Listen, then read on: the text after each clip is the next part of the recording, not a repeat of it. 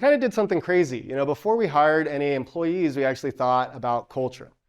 And we had talked with a lot of founders kind of before starting our company about, what were their biggest regrets. Company like founders that started billion-dollar companies, decacorns, and things like that. And the biggest regret that these founders had, or biggest pitfall that they fell into, is that they didn't take HR seriously. They didn't think about kind of the people or the culture that they were creating. And rather than culture being a strategic advantage for them, it actually ended up becoming more of a liability. Because culture is going to happen regardless of whether or not you think about it. It's going to emerge just from the interactions that you have kind of on a daily basis. So you can either think about it ahead of time and create a culture that actually will help you move forward, or you can let a culture emerge and play it by ear.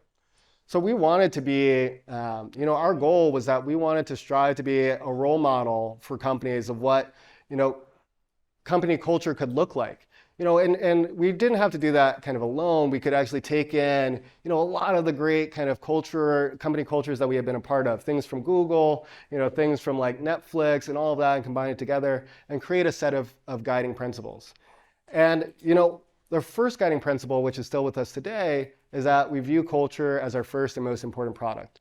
And this is really powerful because culture is something that's going to change over time. Every single time that you add a person to your company, especially in the early days, it's a non-trivial fraction of the overall company, and they're going to bring in their kind of own views and things like that. And also, as the company evolves, your culture should evolve too to support the goals that you're trying to achieve.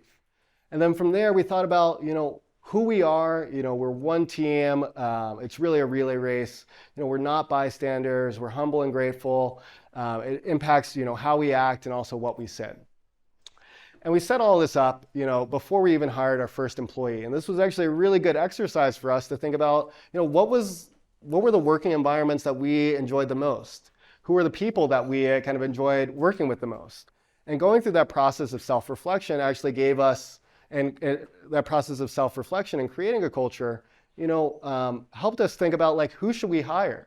Because there's one part of hiring, which is, the skill set that people have. But another kind of equally, if not more important, is who those people are. How do they think? What are their values? And what drives them as human beings?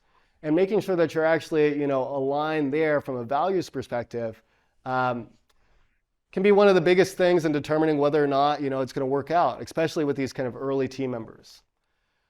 So after we set up our culture, we started to hire folks, and we hired an amazing team of people. And one thing that you'll notice about the team is that, it's a very diverse group of folks.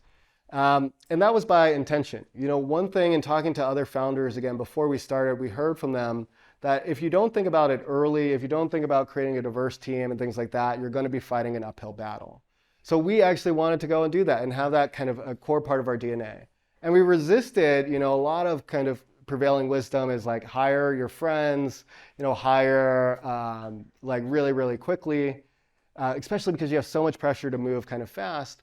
But we wanted to take our time and actually do that and actually go outside of our comfort zone, bring people that we weren't, maybe necessarily immediately connected with, and actually develop a diverse team. And that paid dividends both in terms of establishing our culture and then broadening our network that we could hire from.